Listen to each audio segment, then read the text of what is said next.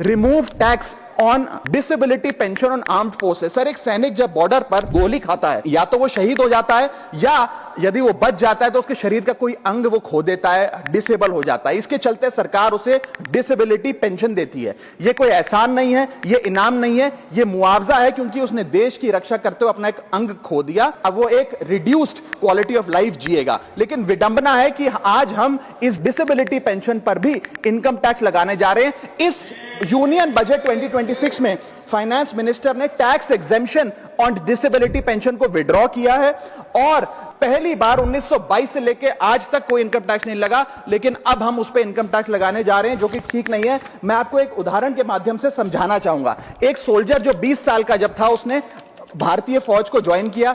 25 साल सर्विस करने के बाद एक्सट्रीम कंडीशंस में उसने दिवाली बंकर में मनाई, ईद बॉर्डर पे मनाई, क्रिसमस के दौरान पेट्रोलिंग करी, अपने बच्चों के बर्थडे, अपनी मैरिज एनिवर्सरी, सुख दुख के मौके सब मिस किए। लेकिन उसने अपने सैक्रिफाइस को कभी टैक्स स्लैब और टैक्स एग्जेम्पशन के चश्मे से नहीं देखा। लेकिन जब ऑपरेशन के दौरान किसी इंजरी के चलते वो अपना कोई अंग खो देता है और मेडिकल बोर्ड उसे 40 से 50% डिसेबल घोषित कर देती है, तो उसके पास दो चॉइसेस होती हैं। या तो वो सर्विस छोड़ दे और पेंशन लेने शुरू लग जाए। अगर सर्विस छोड़ के वो पेंशन लेने लग जाता है तो उसकी पेंशन एग्जेम्प्ट है। लेकिन अगर वो सर्विस नहीं छोड़कर अपनी पूरी टेन्योर काम करता है, अपाहिज होने के बाद, डिसेबल होने के बावजूद भारत माता की सेवा में कार्यरत रहता है, तो उसको डिसेबिलिटी पेंशन जब मिलती है रिटायरमेंट के उपरांत, तो उस पर इनकम टैक्स इस अमेंडमेंट के द्वारा लगाया जा रहा है। सर, ये करके हम एक प्रकार से दो category of wounded soldiers create कर रहे हैं, जिसमें दर्द सहकर जो फौजी ज्यादा काम करता है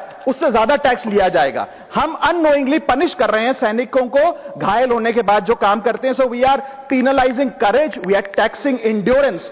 मैं कहना चाहता हूं sir, when the wound is same, service is same, sacrifice is same, tax treatment अलग अलग नहीं होना चाहिए। डिसेबिलिटी पेंशन कोई विंडफॉल गेन नहीं है, कोई बोनस नहीं है, कोई प्रिविलेज नहीं है। अगर भारत माता की सेवा में उस सैनिक ने अपना कोई अंग खो दिया, उसको टैक्स मान के और उसकी डिसेबिलिटी पेंशन को अतिरिक्त इनकम मान के उस पर टैक्स नहीं लगना चाहिए। You can tax income, you can tax profit, but you cannot tax a soldiers sacrifice.